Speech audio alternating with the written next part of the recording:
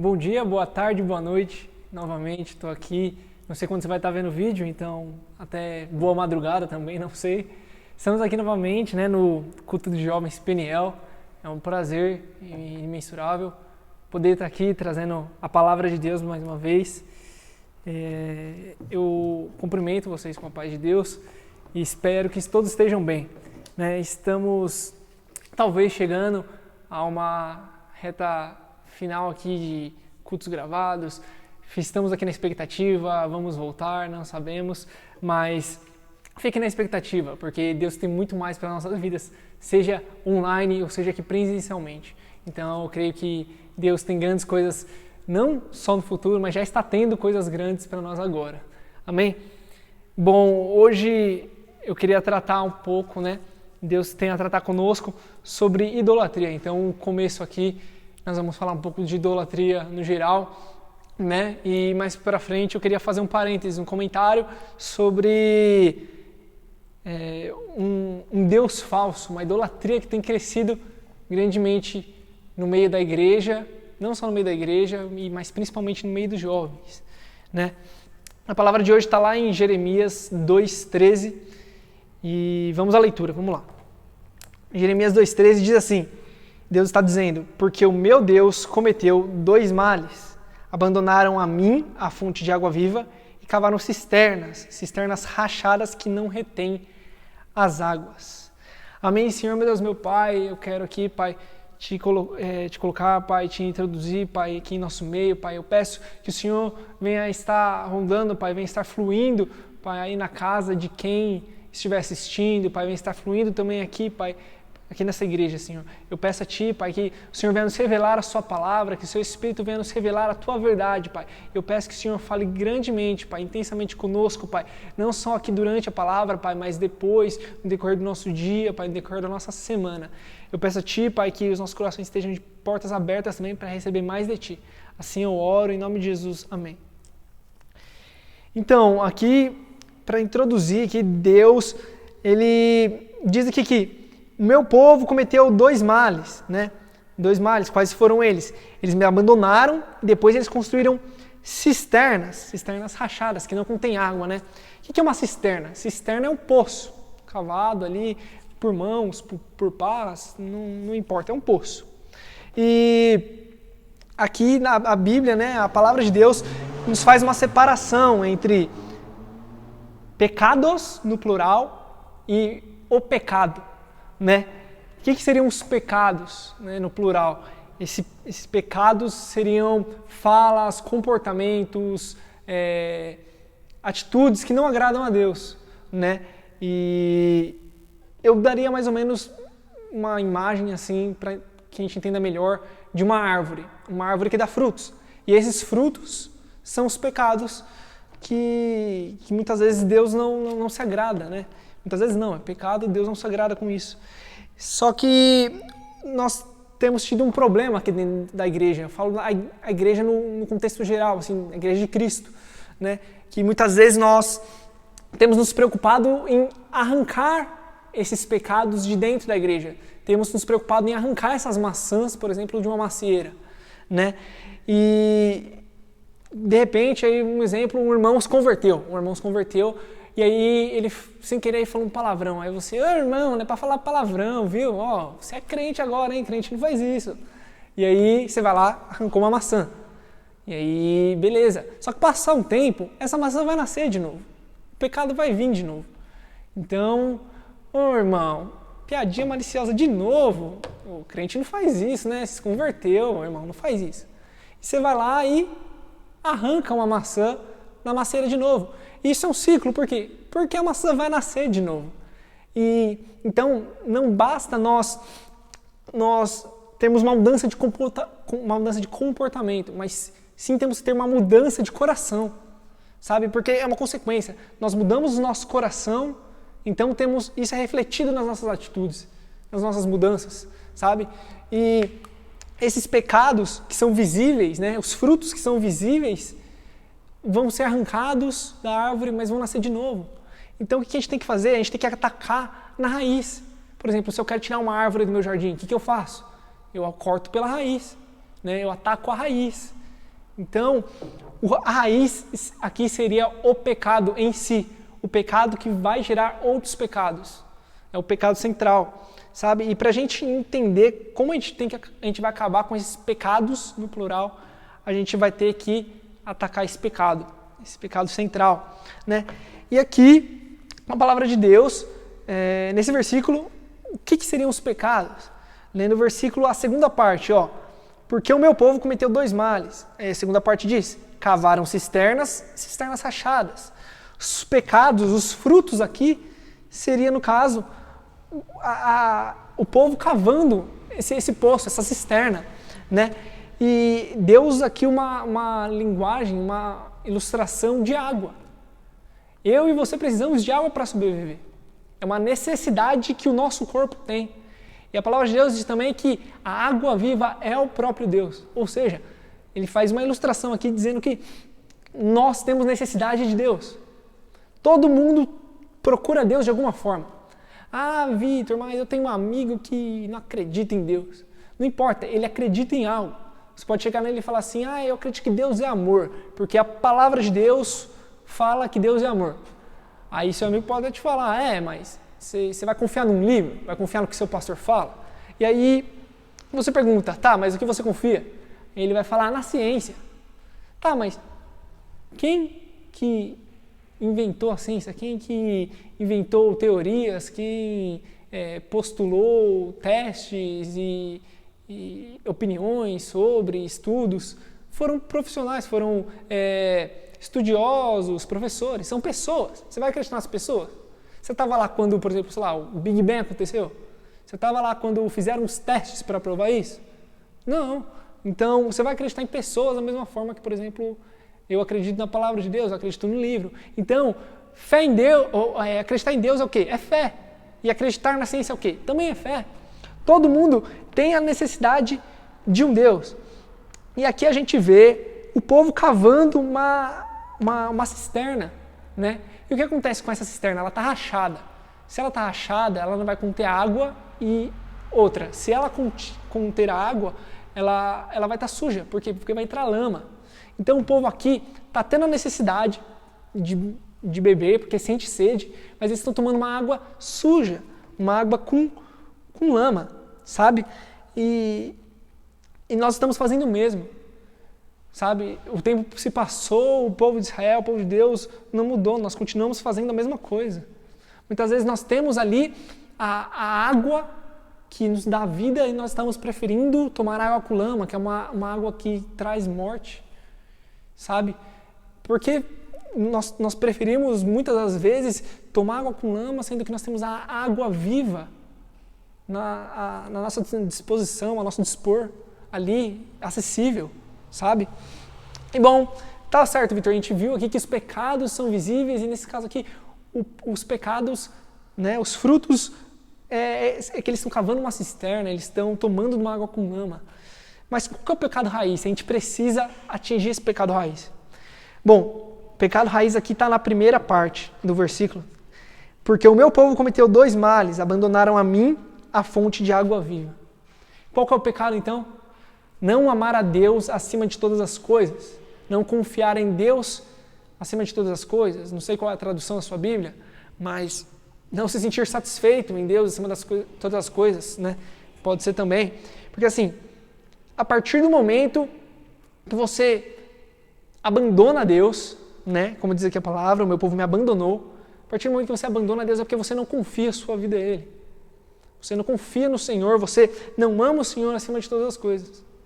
Certo? E a partir do momento que a gente abandona Deus, nosso coração fala para nós mesmos, se vira, eu preciso de um Deus. Porque assim, é igual você não querer água. Eu não quero água, eu prefiro beber um refrigerante. Ou eu prefiro beber um suco. Ou até existem condições extremas também, que pessoas, por exemplo, no meio do deserto, chegam a tomar a própria urina. Por quê? Porque não existe a opção de não ter um Deus, não existe a opção de não beber água, não existe a opção de não se hidratar, sabe? Então, todo mundo tem a necessidade de um Deus, e todo mundo vai à procura de um Deus, sabe? E a partir do momento que você abandona o Deus verdadeiro, o seu coração produz um Deus falso. Então, Vitor, qual que é o meu Deus falso? Eu não sei, a ideia que a gente tem é que cada coração, a partir de gostos e preferências, produz um Deus falso, algo que te atrai mais, sabe? E esse é o problema, a produção de um Deus falso.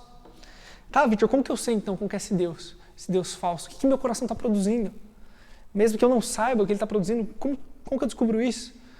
Então, eu quero que você pense em uma frase. Vamos lá, quando eu espaço, uma lacuna em vazio aqui que você vai completar, minha vida terá sentido. Então, isso aqui que você vai colocar aqui é o que seu coração está produzindo, que muitas das vezes é o seu salvador. O seu próprio coração produz isso, mesmo que você não saiba, sabe? Mesmo que você não perceba isso. O que é aquilo que você fala, mano, quando eu colocar as mãos nisso, quando eu chegar lá, minha vida vai fazer sentido. Minha vida vai estar satisfeita, eu vou estar bem, sabe? Talvez seja quando eu casar, minha vida fará sentido. Ou, por exemplo, se for quando eu tiver dinheiro para fazer minhas viagens, minha vida fará sentido. Ou quando eu tiver minha casa própria, minha vida fará sentido. Eu não sei. Responda aí consigo mesmo, responda para si mesmo com sinceridade. Tá? Não vai falar, é Deus, quando eu tiver Deus, minha vida fará sentido. Não, seja sincero consigo mesmo, sabe? Também temos a opção de transformar essa sentença, essa frase, para o lado negativo. Então, por exemplo, se eu perder, minha vida não tem mais sentido. Por exemplo, se eu perder a minha esposa, minha vida não tem mais sentido. Se eu perder o meu filho, minha vida não faz mais sentido, sabe? Em 1929, aconteceu a quebra da Bolsa de Nova York. Foi assim, um acontecimento histórico, nós aprendemos na escola até hoje, porque foi assim, uma catástrofe total.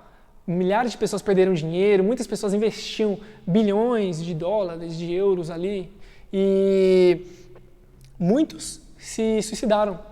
Após essa quebra da Bolsa, né? Muitos bilionários se suicidaram. Muitas pessoas que operavam as bolsas de valores se mataram. E por quê?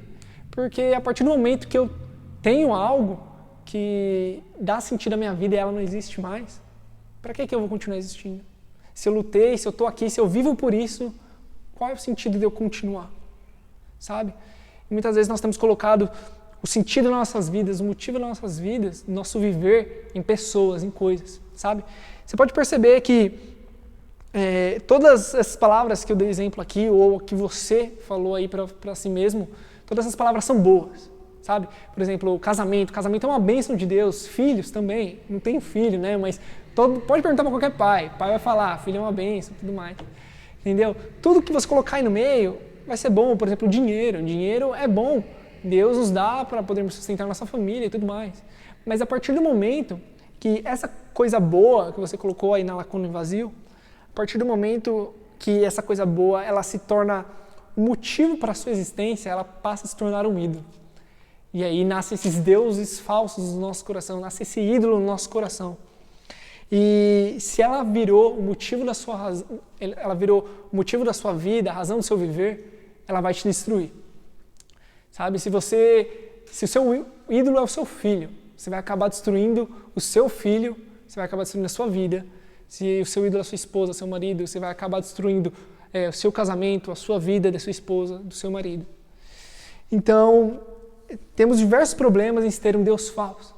O primeiro deles é que ter um Deus falso vai destruir as suas relações. Sabe? Qual que é o motivo para eu honrar uma pessoa?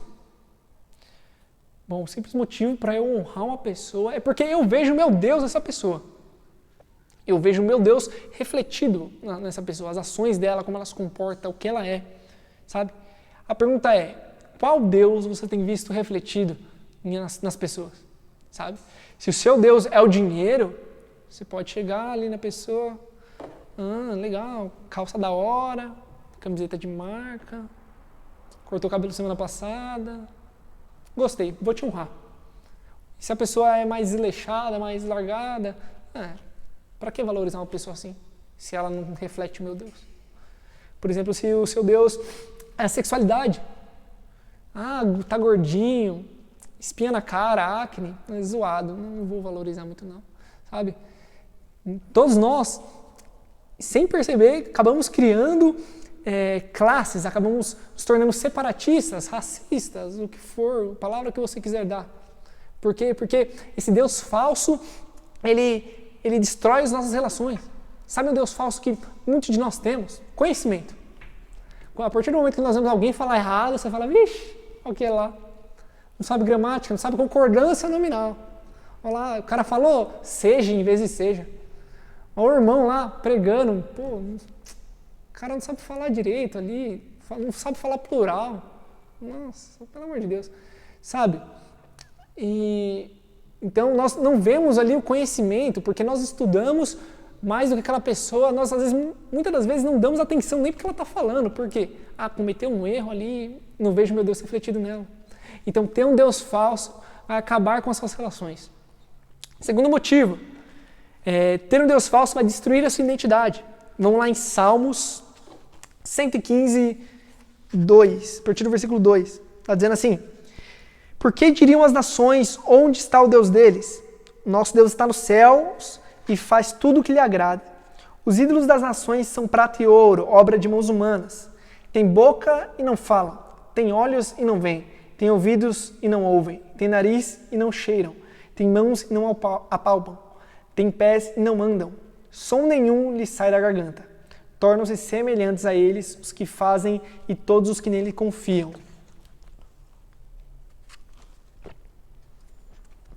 Então aqui a gente vê um princípio que Davi nos expõe, mostra pra gente aqui.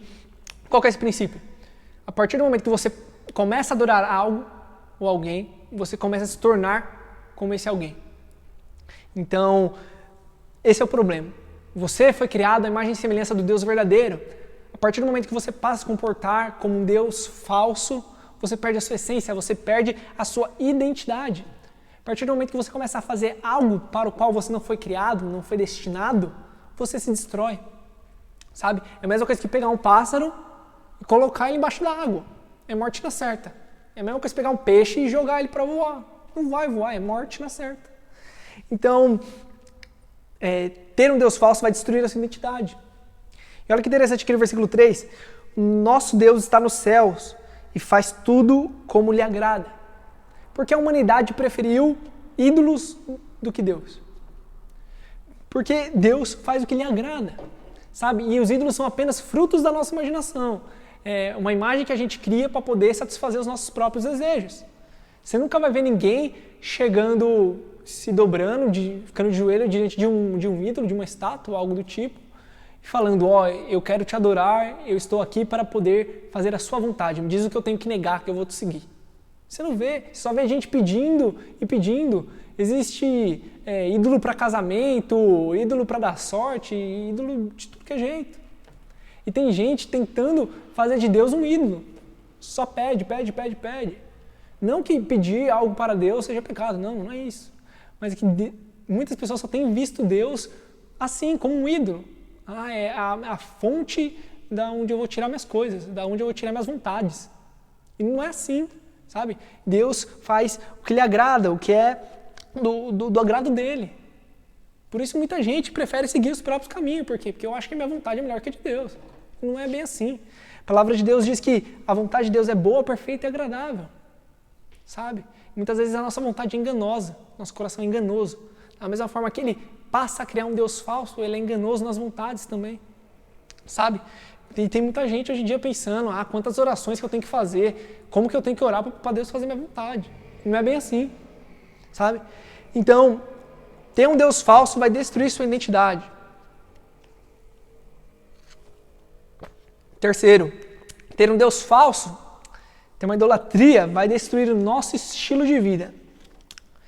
Uma curiosidade, uma coisa que eu tenho a dizer. Nós não nos comportamos de acordo com o que sabemos. Nós nos comportamos de acordo com aquilo que nós amamos. Não basta você dizer, eu amo Deus. E se isso não for nos refletir na sua vida, não ser refletido no seu comportamento, de nada vai adiantar. Se o seu comportamento não condiz com o que você fala, é a mesma coisa que que não valesse nada. Não faz diferença para Deus, sabe? Um exemplo disso é Coca-Cola. Eu tenho certeza que você aí já ouviu falar que Coca-Cola mata, que Coca-Cola faz mal, que Coca-Cola vai zoar o seu osso, entendeu? E se você vê um vídeo, um artigo, alguém te falou isso, não importa. Você sabe que Coca-Cola mata, mas a gente continua bebendo a Coca-Cola. Por quê? Porque a gente ama a Coca-Cola. A gente sabe que faz mal, mas é bom, então a gente toma. Não é bom para a saúde, né? Mas é o que a gente ama. E então nosso comportamento ele é refletido pelo que a gente ama, sabe? Acontece que nos venderam a ideia de que quanto mais a gente sabe, melhor a nossa vida vai ser, né? Melhor a nossa vida vai ser de acordo com o que sabemos. E não é bem assim, sabe? O filósofo Descartes, ele falou uma vez, penso logo existo. E não é desse jeito, amo logo existo. Descartes estava errado, amo logo existo. Olhe para Cristo. Cristo, ele veio buscando tentar capturar o seu coração, não a sua ideologia. Cristo perguntava, o que queres? Não o que sabes. Por quê? Porque se eu sei o que você quer, eu sei o que você ama. Então, nosso comportamento, as nossas atitudes são baseadas no que nós amamos. E como nós começamos a amar algo? Bom, por observação. Vamos supor que você é criança, você via muito seu pai falando, por de dinheiro, tô sem dinheiro, e por que você quebrou isso? Isso daí custa dinheiro. E aí logo o seu coração entende que o que importa de verdade é dinheiro. Dinheiro passa a ser o Deus falso que seu coração produziu. E então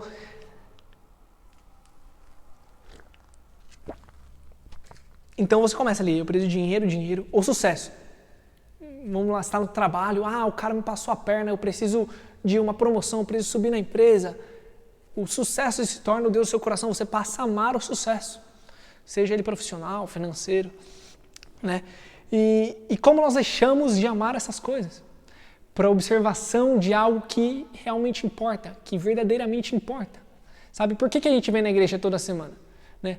Não estamos vindo atualmente por causa da pandemia, mas quando a gente vem para a igreja, a gente vem toda semana por quê?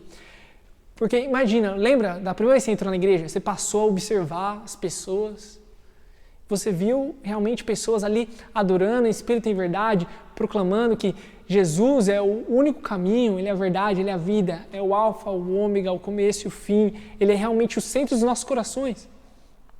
E aí você passa a sentir uma presença diferente, você começa... E quando você sente a presença de Deus, você se sente livre para poder adorar. E aí você já não está mais observando, mas você está praticando, você está adorando. Então é necessário observar realmente a verdade para poder esquecer tudo aquilo de ruim que foi nos ensinado. E quando nós conhecemos a verdade, tudo aquilo que antes tomava o centro dos nossos corações volta para o antigo lugar, onde realmente deveria estar. Jesus passa a ser o centro dos nossos corações, sabe? Quarto e último tópico aqui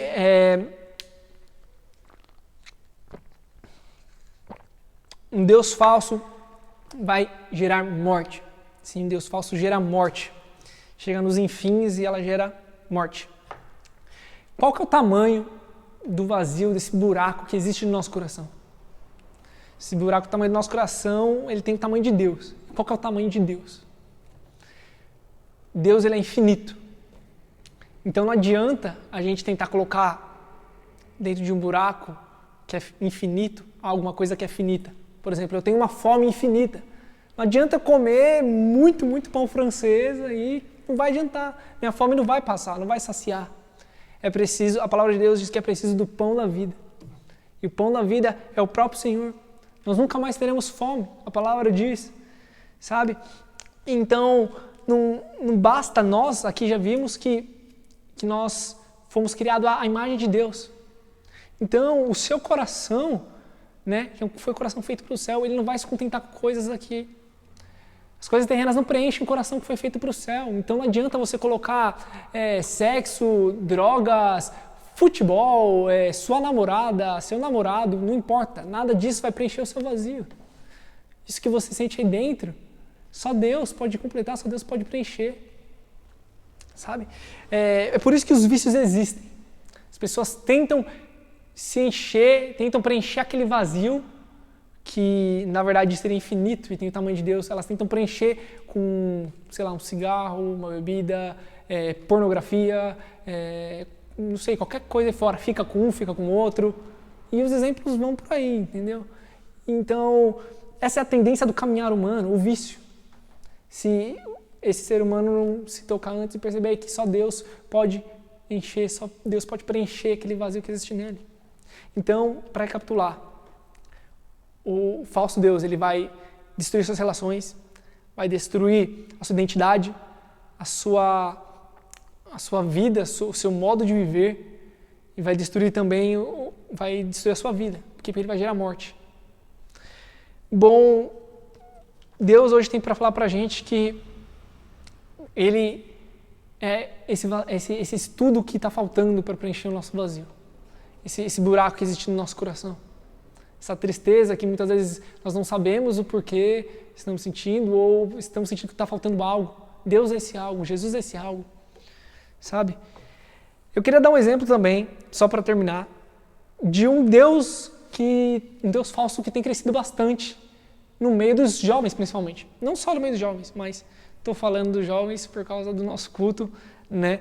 E então, Deus queria trazer aqui, não sei se você já adivinhou, eu falei no começo da pregação, que esse Deus, ele é o romance e a sexualidade. Sim, quero falar um pouco de romance e sexualidade, que muitas vezes se torna um tabu dentro da igreja. E isso tem atingido muitos jovens, não só o pessoal que está aí fora, mas o pessoal que também está aqui dentro da igreja, sabe? Então, o que é essa idolatria do romance, idolatria da sexualidade, que tem acontecido muito hoje em dia?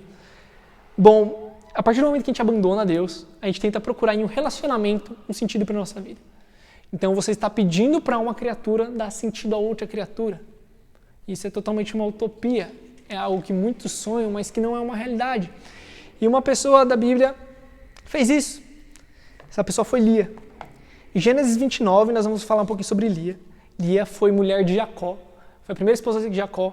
Ela também é a irmã de Raquel, que também casou com Jacó. E a Bíblia diz que Jacó amava muito mais Raquel do que amava Lia. E Lia se sentia menosprezada. Só que Lia, ela era fértil, enquanto Raquel era estéril.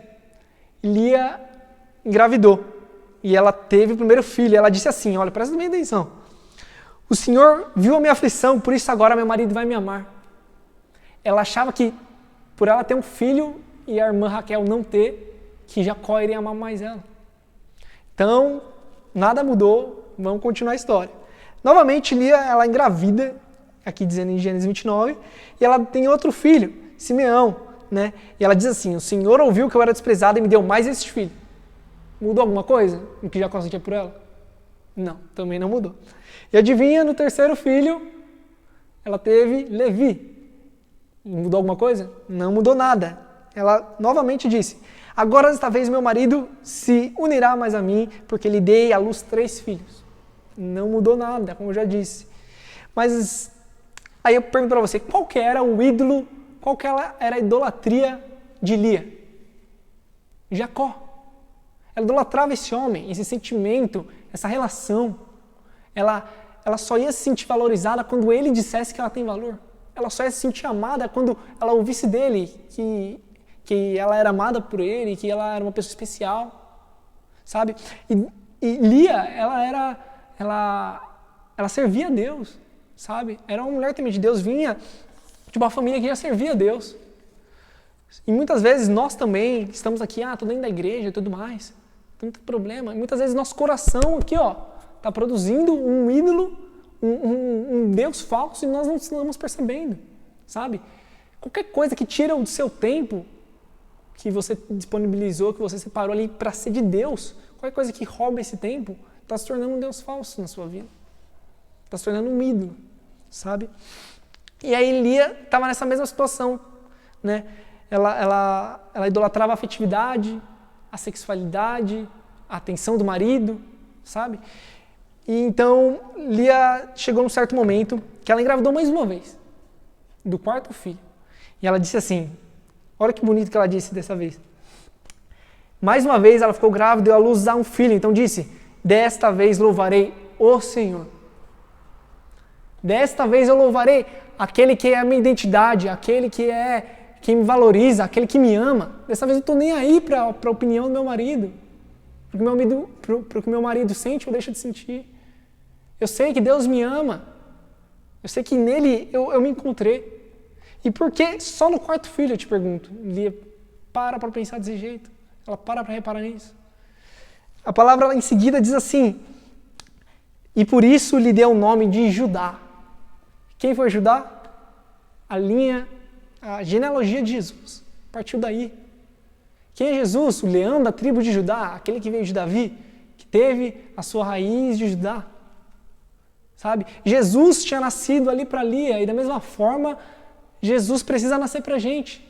Sabe? Não é o seu namorado, não é a sua namorada, não é nem nada, nem ninguém que vai dar sentido à sua vida. Sabe? Lia aqui, ela parou de se preocupar com eu preciso de alguém para dar sentido à minha vida. Sabe? Eu não preciso mais encontrar o amor da minha vida porque eu já encontrei. Ele é o Senhor. Ele dá sentido à minha vida. Você também precisa parar para encontrar esse verdadeiro noivo. Sabe? Jesus. A partir do momento que Jesus nasce na sua vida, você percebe que nada mais importa, que ninguém mais vai dar sentido na sua vida. Que só Jesus pode dar sentido ao seu viver. Sabe? Antes de ter intimidade com alguém, procure no seu quarto ter intimidade com Cristo.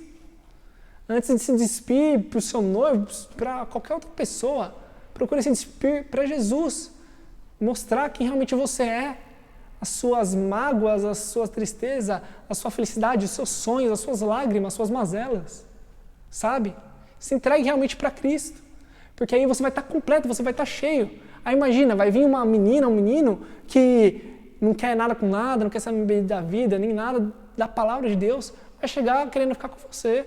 E aí você vai falar, não, por quê? Porque você está completo. Eu não estou mais procurando o amor da minha vida. Eu estou procurando alguém para derramar amor. Eu estou procurando alguém, não mais para dar sentido da minha vida, mas estou procurando alguém para viver a missão junto comigo. Sabe? Então, abra o seu coração para Cristo. Deus tem aqui para falar para nós hoje, assim como foi falado na vida de Lia, que o Senhor bate a porta, que Ele quer novamente nos resgatar, nos buscar. Sabe? Ele está batendo a porta, basta nós abrirmos para Ele poder vivenciar conosco, para Ele poder entrar na nossa vida. A sociedade, a ideologia que pregam por aí, muitas vezes tem sido como contos de fadas, sabe? A princesa e o príncipe se casaram e viveram felizes para sempre. Parece que todos os dias futuros vão ser como no dia do casamento. E não é bem assim, a gente sabe disso. O casamento tem dificuldades, mas quando ele é firmado na rocha, irmão, não tem quem destrua, sabe? Então você que é jovem, você que também que é jovem de 30, 40, 50, 60 anos, cara, se firme na rocha. Uma vez eu ouvi uma ilustração que era assim, já estou terminando,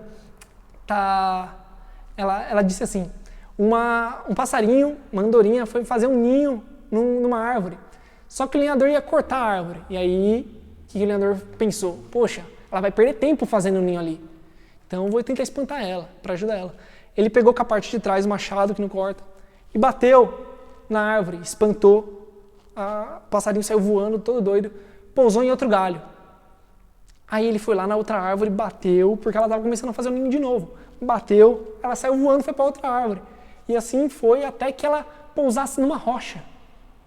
E sabe, o que ela pensou? Meu, esse cara me odeia, ele odeia pássaro, odeia andorinha. Ele quer ver o meu fim. Mas a partir do momento que o lenhador viu que ela tinha pousado e formado um ninho numa rocha, o lenhador deixou ela em paz. Então não pense que Deus, que é esse lenhador, está sendo mal com você. Para de pensar que Deus quer ver o meu mal, Deus deixou isso acontecer comigo. Não é desse jeito. Deus, Ele te ama, Ele tem o melhor para você. Então, não fica desesperado porque, meu Deus do céu, eu tenho 21 anos, eu preciso casar logo, sabe? Quem vai no mercado com fome acaba fazendo compra errada, entende? Quem acaba chegando no restaurante comendo tudo o pãozinho da mesa, acaba, na hora que chega a comida boa, de verdade, não tem mais estômago para comer tudo, entende? Então, espere no Senhor, confia no Senhor, sabe? Não só com relação à vida amorosa, mas com relação à vida financeira, com relação a tudo, com relação à sua vida, sabe? Deposita a confiança no Senhor, saiba que Ele é o único verdadeiro Deus. e que Ele é o único que pode tampar esse vazio dentro de você. Sabe? Então, queria terminar aqui, espero que essa palavra tenha falado com você, falou muito comigo, e amém. Que Deus abençoe a sua semana, nos veremos em breve, e queria fazer uma oração para terminar. Senhor, meu Deus, meu Pai, quero te louvar, Pai, pela Tua palavra, Pai, que é boa e maravilhosa, Pai, sempre presente, Senhor, em nossas vidas. Eu quero te agradecer, Senhor, pelo Senhor ter aberto os olhos do nosso coração, Pai. Pelo Senhor, Pai, ter nos mostrado, Senhor, a verdade, nos revelado, Pai, que é a Tua palavra. Eu peço, Senhor, que o Senhor fale conosco, Pai, que se for preciso, arranque os ídolos, Pai, os deuses falsos do nosso coração. Porque o nosso coração pertence somente a Ti, Pai. Nós queremos somente o Senhor. Eu peço que o Senhor venha ser conosco, Pai, hoje e sempre. Que venha ser feita a Tua vontade em nossas vidas. Em nome de Jesus Cristo, Senhor, oro. Amém.